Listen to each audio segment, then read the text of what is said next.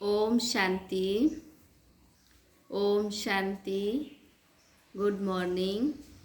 तो आज हम सभी सुनते हैं 5 अक्टूबर 2020 की वाणी। और आज की वाणी में बाबा ने खास जीते जी मर जाने के लिए कहा है। एकांत में बैठ एक बाबा को याद करने के लिए कहा है। घड़ी घड़ी अशरीरी बनने का अनुभव करना है।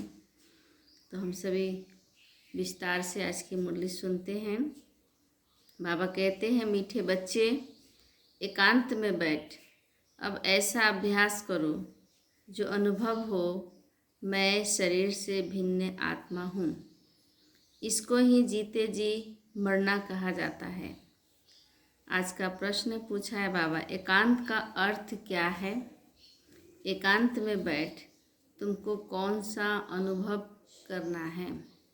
उत्तर में बाबा ने कहा, एकांत का अर्थ है एक की याद से, एक की याद में इस शरीर का अंत हो।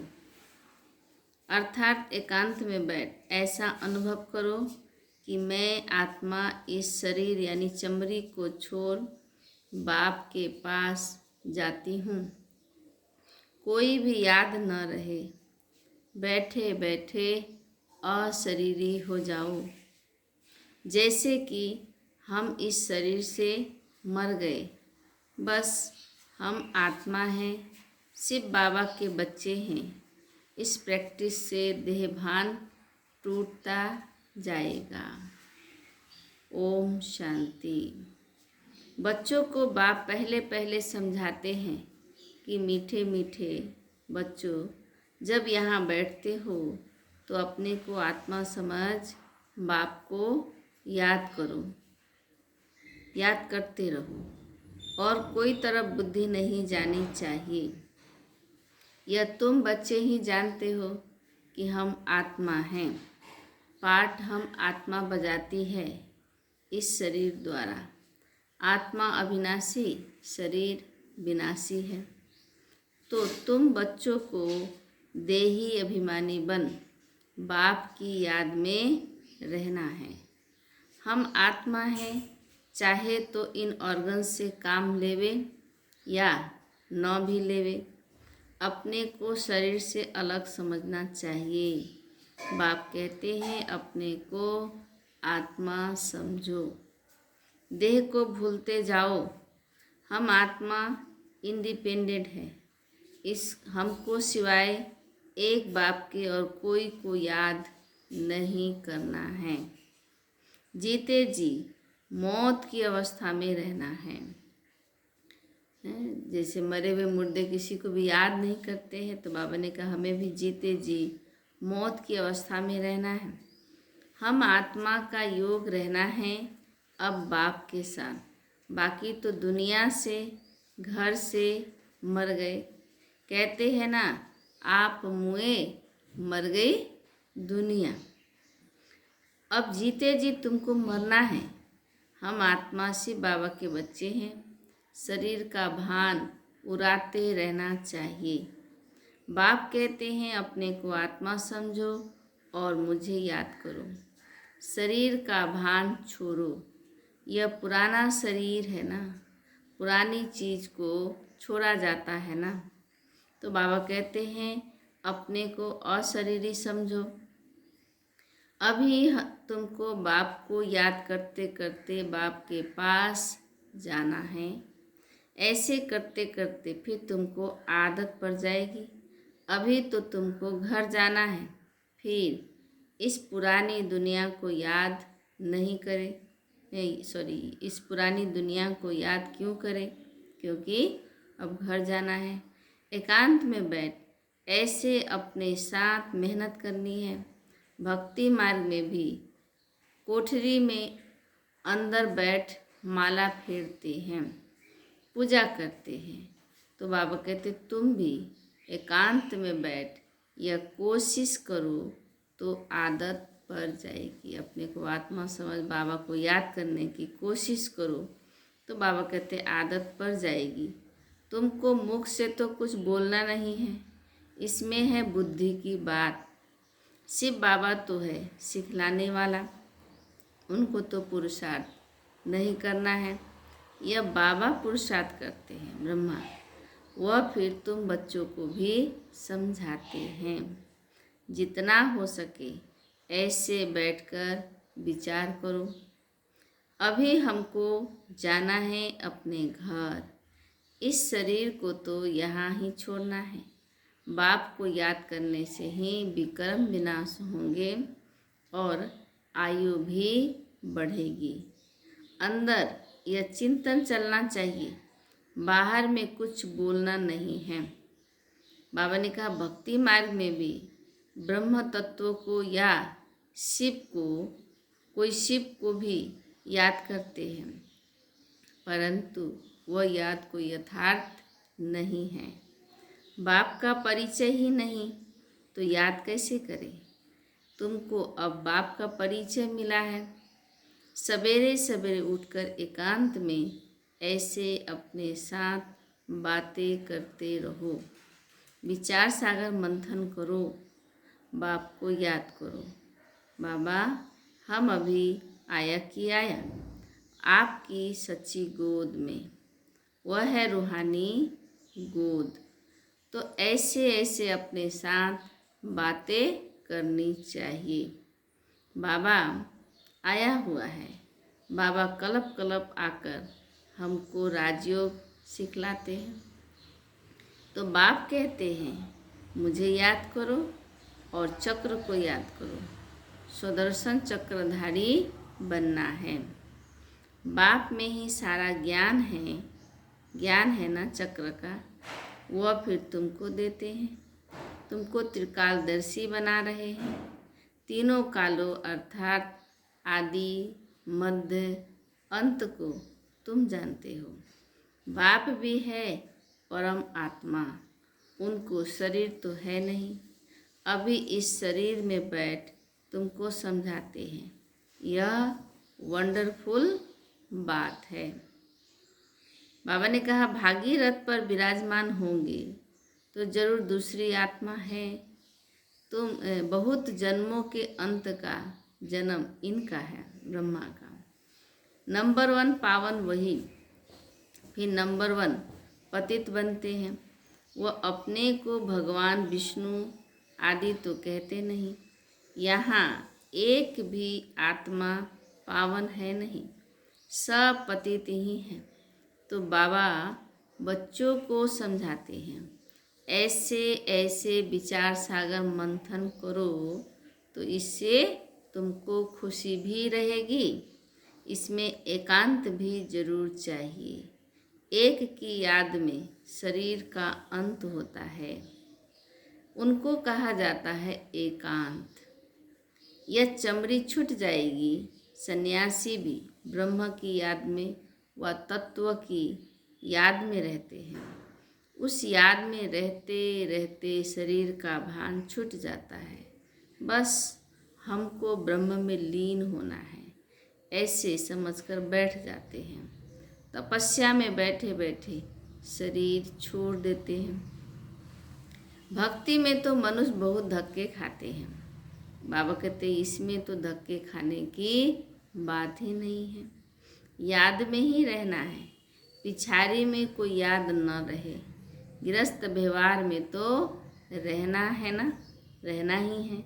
बाकी टाइम निकालना है। स्टूडेंट को पढ़ाई का शौक़ होता है ना, यह पढ़ाई है। अपने को आत्मा न समझने से बाप, टीचर, गुरु सबको भूल जाते हैं। एकांत में बैठ ऐसे ऐसे विचार करो। गृहस्थी घर में तो वाइब्रेशन ठीक नहीं रहता है।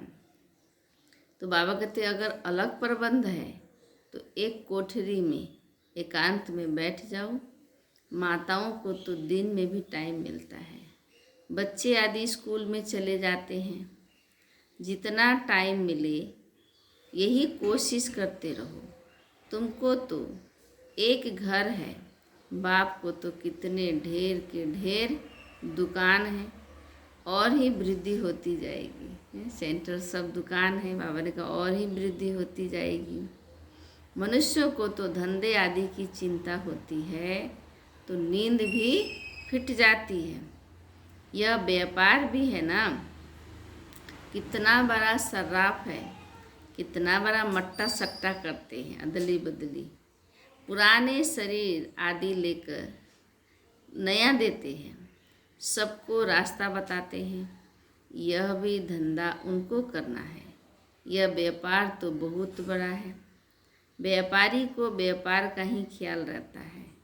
बाबा ऐसे ऐसे प्रैक्टिस करते हैं, फिर बतलाते हैं, ऐसे ऐसे करो। ब्रह्मा बाबा बतलाते हैं, जितना तुम बाप की याद में रहेंगे तो स्वतः ही नींद फिट जाएगी।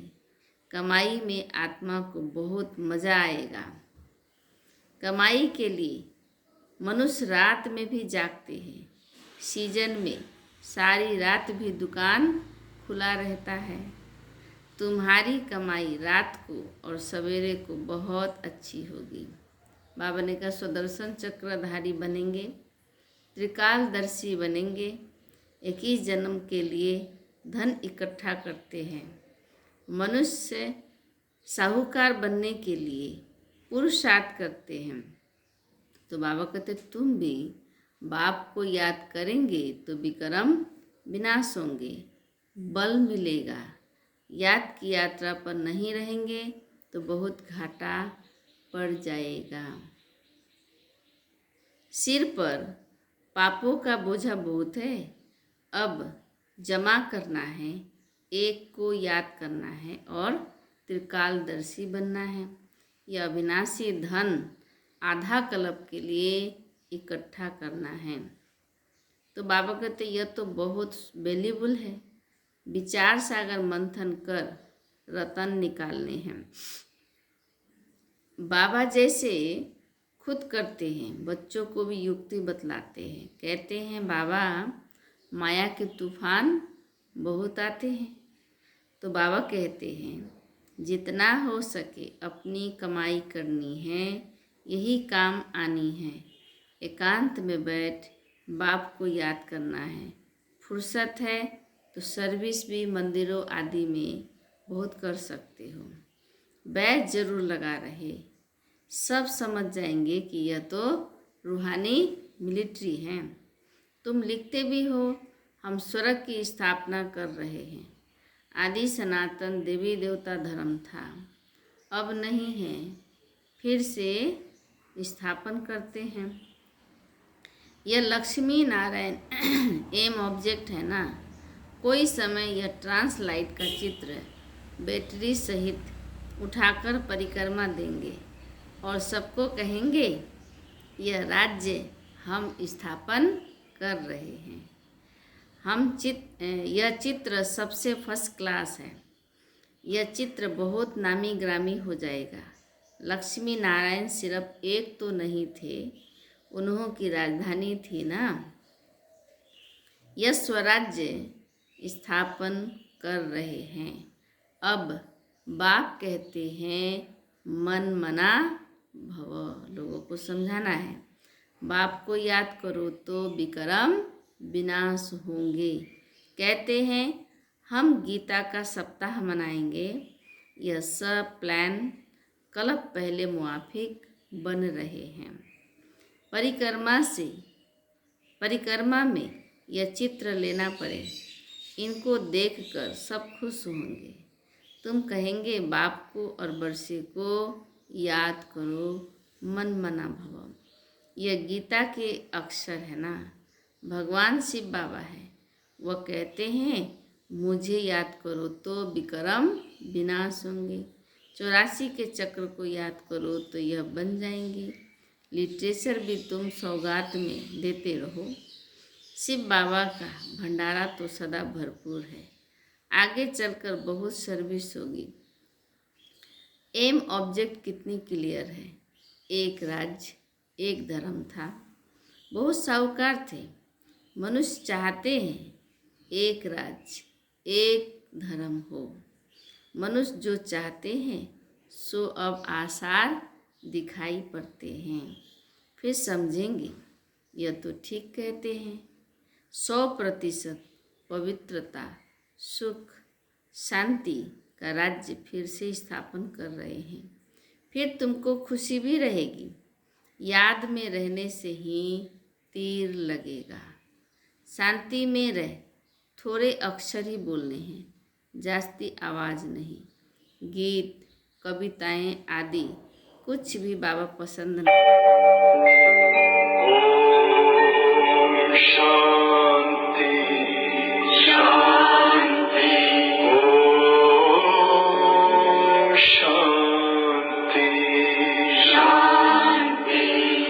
अंतर मन में ज्योति जगा लो, होगा दूर अंधेरा।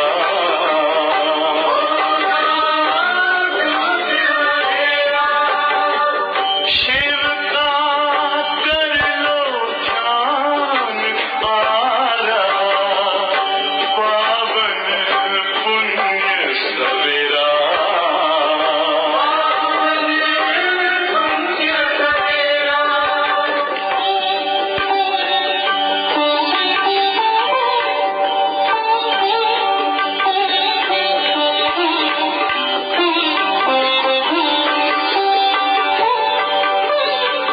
तुम हो कौन, कहाँ से आए, अपने आप को जानो। राजयोग के द्वारा अपना परम पिता पहचानो। किसी राजपथ पर चलकर तुम पालो अपना बसेरा।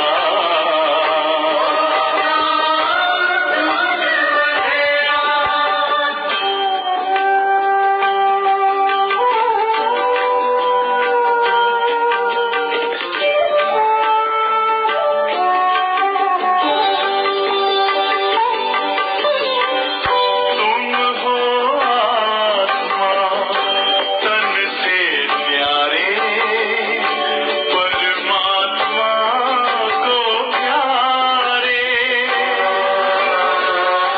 दिव्य गुणों को धारण करके योगी बनो दुलारे। ज्योति बिंदु ही तोड़ेगा ये माया मोह का घेरा।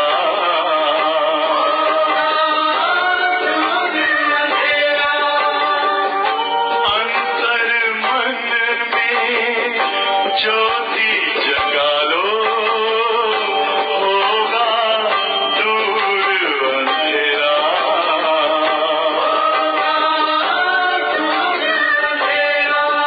ओम शांति ओम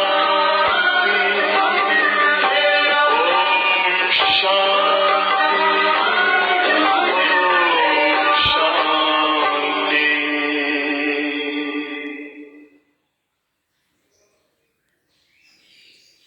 ओम शांति। तो बाबा कह रहे थे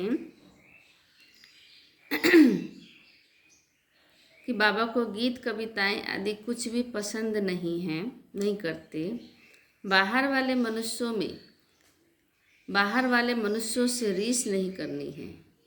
तुम्हारी बात ही और है। अपने को आत्मा समझ, बाप को याद करना है बस। स्लोगन भी अच्छे हो, जो मनुष्य पढ़कर जागे। बच्चे वृद्धि को पाते रहते हैं, खजाना तो भरपूर रहता है। बच्चों का दिया हुआ फिर बच्चों के काम में ही आता है। बाप तो पैसे नहीं ले आते, तुम्हारी चीज़ें तुम्हारे काम में ही आती है। भारतवासी जानते हैं हम बहुत सुधार कर रहे हैं। 5 बरस के अंदर इतना अनाज होगा जो अनाज की कभी तकलीफ नहीं होगी।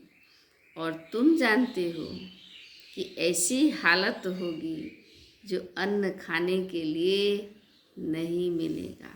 उनकी प्लानिंग कुछ और बाबा की प्लानिंग ऐसे नहीं।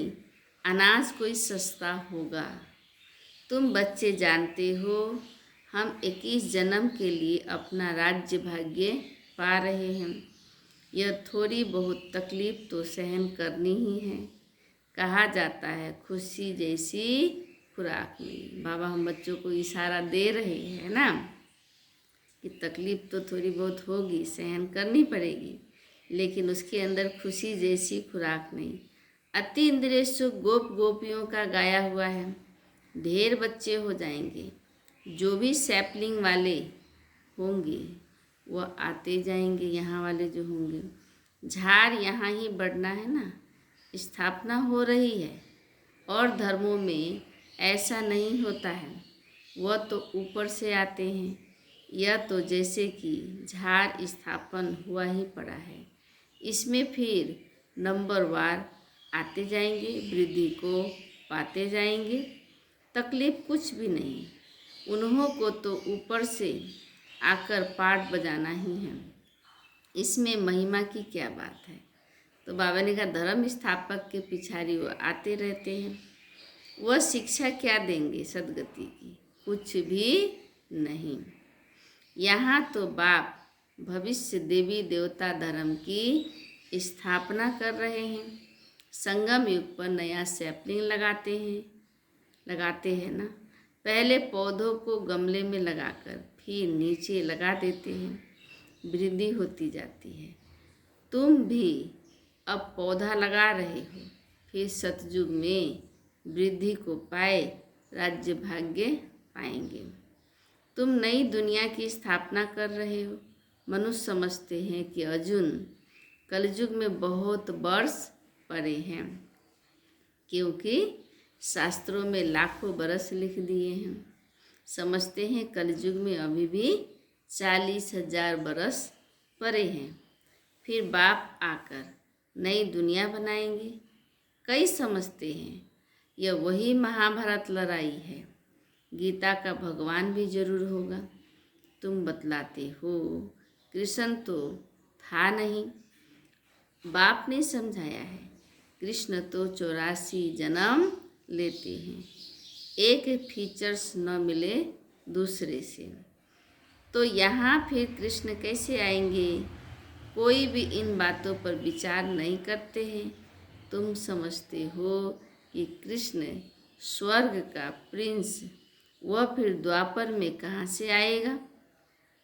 इस लक्ष्मी नारायण के चित्र को देखने से ही समझ में आ जाता है शिव बाबा यह वर्षा दे रहे हैं। सत्यों की स्थापना करने वाला बाप ही है। यह गोला, झाड़ आदि के चित्र कम थोड़े ही हैं। एक दिन तुम्हारे पास यह सब चित्र ट्रांसलाइट के बन जाएंगे। फिर सब कहेंगे हमको ऐसे चित्र ही चाहिए। इन चित्रों से फिर विहंग मार्ग की सर्विस हो जाएगी। तुम्हारे पास बच्चे इतने आएंगे जो फुर्सत नहीं रहेगी। ढेर आएंगे, बहुत खुशी होगी। दिन प्रतिदिन तुम्हारा फोर्स बढ़ता जाएगा। ड्रामा अनुसार जो फूल बनने वाले होंगे, बाबा ने कहा उनको टच होगा ये ज्ञान। तुम बच्चों को ऐसे नहीं कहना पड़ेगा कि बाबा इनकी बुद्धि को टच करो। टच कोई बाबा थोड़ी करते हैं। समय पर आप ही टच होगा। बाप तो रास्ता बताएंगे ना। बहुत बच्चियां लिखती है बाबा हमारे पति की बुद्धि को टच करो। ऐसे सबकी बुद्धि को टच करेंगे फिर तो सब स्वर्ग में इकट्ठे हो जाए। पढ़ाई की ही मेहनत है। तुम खुदाई खिदमतगार हो ना।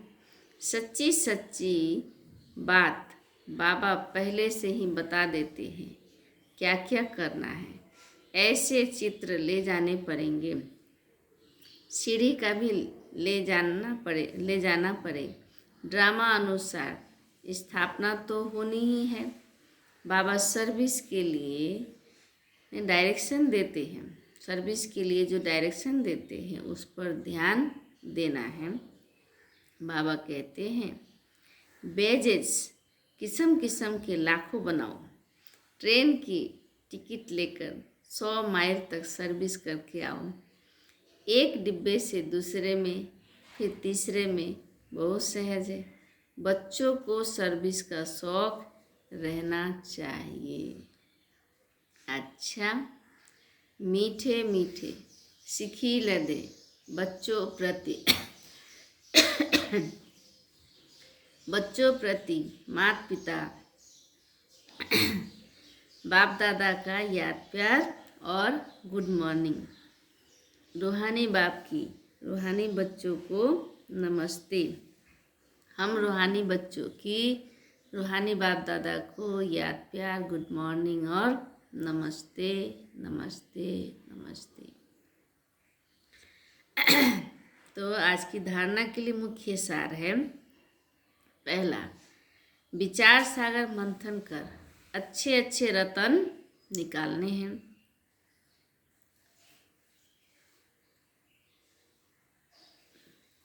कमाई जमा करनी है, सच्चा सच्चा खुदाई खिदमतगार बन सेवा करनी है। दूसरी, पढ़ाई का बहुत शौक रखना है, जब भी समय मिले एकांत में चले जाना है। ऐसा अभ्यास हो जो जीते जी इस शरीर से मरे हुए है, इस स्टेज का अनुभव होता रहे, देह का भान भी भूल जाए। अच्छा, आज की वरदान है, भिन्नता को मिटाकर एकता लाने वाले सच्चे सेवाधारी भव। ब्राह्मण परिवार की विशेषता है अनेक होते भी एक।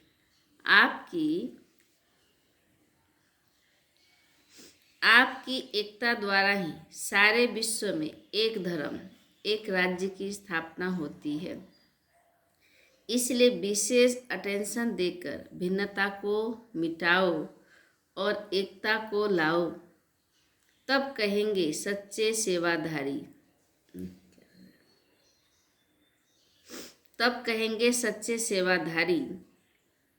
सेवाधारी स्वयं प्रति नहीं लेकिन सेवा प्रति होते हैं।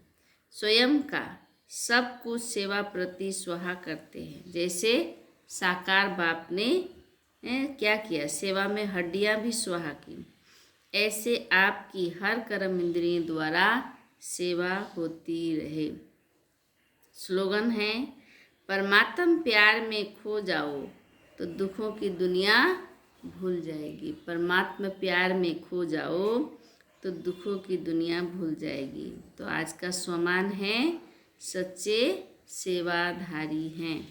तो सेवाधारी का विशेषता क्या है कि भिन्नता को मिटाकर एकता में आना है। ओम शांति।